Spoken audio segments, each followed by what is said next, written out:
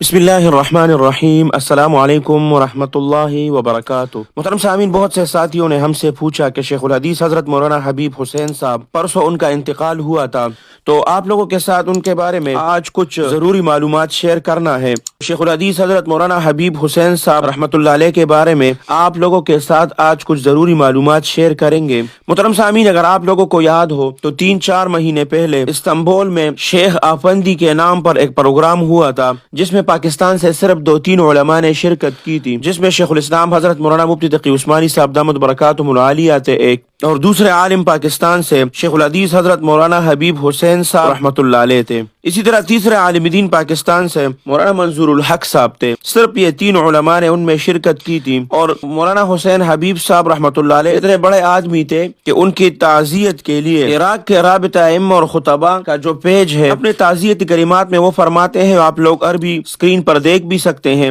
کہ عراق کے ائمہ مبلغین اور مبلغین کا جو انجمن ہے، وہ عظیم عالم دین، ان کے انتقال پر پاکستان میں ہمارے عوام اور دنیا کے تمام اسلامی علم کے طلباء سے دلی تعزیت اور ہمدردی کا اظہار کرتی ہے۔ آگے لکھتے ہیں کہ شیخ الحدیث حضرت مولانا حبیب حسین دیروی صاحب جو 30 نومبر 2024 کو ان کا انتقال ہوا، ہمارے شیخ رحمۃ اللہ علیہ نے ہمارے ساتھ صحیح امام مسلم کونسل میں شرکت کی تھی، جو اس سال کے 8ویں مہینے میں انجمن نے منعقد کی تھی، جہاں ہم ان کے ساتھ گئے، ان میں عاجزی اور علم کی فراوانی پائی، اور یہ بھی فرمایا کہ انہوں نے جو گفتگو کی تھی وہاں پر تو کوئی بھی ضائع لفظ وہاں پر استعمال نہیں ہوا۔ انہوں نے ہمیں اپنی خوبصورت مسکراہٹ کے ساتھ دیکھا، جس نے اس کے چہرے اور اپنی معمول کی سادگی کو کبھی نہ چھوڑا۔ جس چیز نے ہمیں بہت متاثر کیا وہ یہ تھا کہ اس کے بڑھاپے اور طویل عرصے تک بیٹھنے سے، اس کی ٹانگوں میں سوجن ہونے کے باوجود، اس نے سیشن کے اختتام تک رکنے سے انکار نہیں کیا، اور وہ سیشن کے اختتام تک رکے رہے۔ انہوں نے اپنی زندگی کا اختتام صحیح امام مسلم کونسل سے کیا، جو اس کی آخری کونسل تھی۔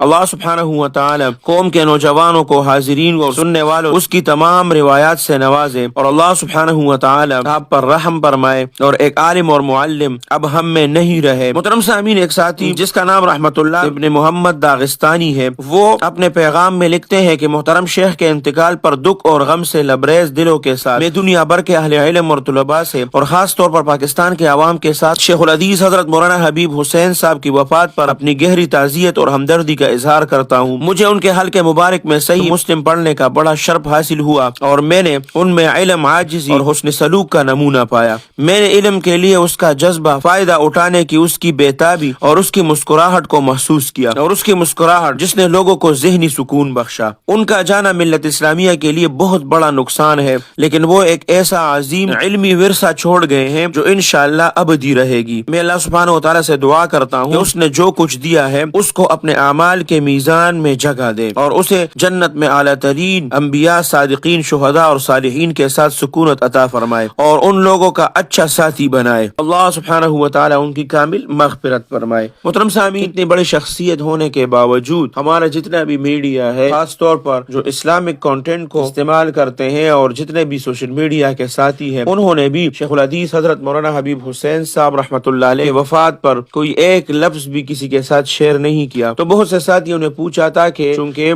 کل ہم نے اس کے انتقال کی خبر کو شیئر کیا تھا، تو بہت سے ساتھیوں نے بتایا تھا کہ اس کے بارے میں تھوڑی سی معلومات شیئر کی جائے، تو ابھی اگر ہمیں پوری بایوگرافی ان کی مل گئی تو وہ بھی انشاءاللہ آپ لوگوں کے ساتھ شیئر کریں گے۔ اللہ سبحانہ و تعالی شیخ الحدیث حضرت مولانا حبیب حسین صاحب رحمۃ اللہ علیہ کی کامل مغفرت فرمائے۔ اللہ سبحانہ و تعالی ان کے پسماندگان کو صبر جمیل عطا فرمائے۔ اللہ سبحانہ و تعالی آپ سب کو اپنے حفظ اور امان میں رکھے، اپنے خصوصی دعاؤں میں یاد رکھے۔ السلام علیکم ورحمۃ اللہ وبرکاتہ۔ الحق وزهق الباطل إن الباطل كان زهوقا